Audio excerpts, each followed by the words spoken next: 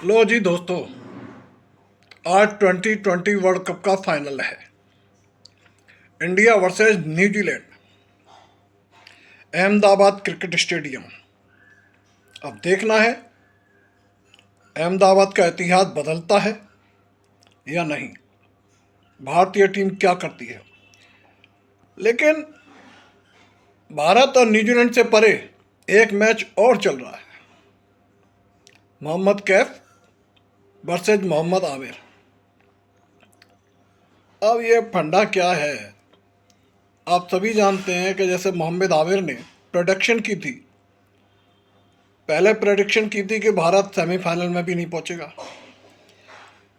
फिर प्रेडिक्शन की कि भारत फाइनल में नहीं पहुंचेगा, भारत सेमीफाइनल में भी पहुंचा, फाइनल में भी पहुंचा और हो सकता है भारत जीत भी जाए।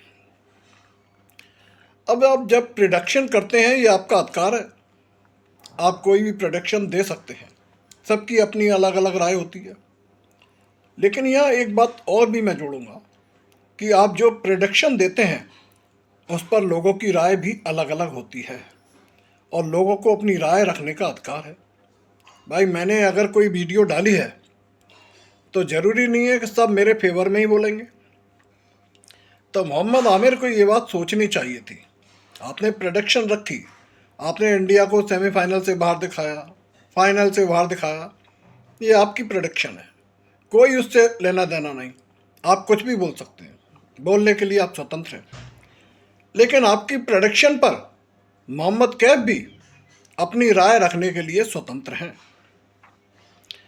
मोहम्मद कैफ ने ये कह दिया कि भाई आमिर, सभी जानते हैं कि इंडिया के बारे में आप कुछ बोलेंगे तो व्यू जाएंगे, तो ऐसा कुछ नहीं बोला।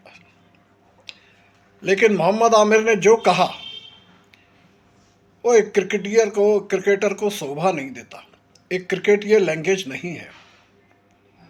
मोहम्मद आमिर ने कहा कि मैं भाई किसी मोहम्मद कैफ को नहीं जानता, इनके बारे में पता किया, फील्डिंग की बदौलत थोड़े बहुत मैच खेल गए हैं, कोई ऐसे बड़े खिलाड़ी नहीं थे। तो मोहम्मद आमिर, बड़े खिलाड़ी का पैमाना हर एक का अलग अलग होता है। बेसिकली 5 फर्क तो आप में और मोहम्मद कैफ में है, जो मैं बता देता हूँ। मोहम्मद कैफ देश के लिए खेलते थे, आप पैसों के लिए खेलते थे। मोहम्मद कैफ क्रिकेट का गौरव हैं, भारत का गौरव हैं, और मोहम्मद आमिर, आप क्रिकेट के नाम पर कलंक हैं, क्रिकेट पर धब्बा हैं आप। मोहम्मद कैफ को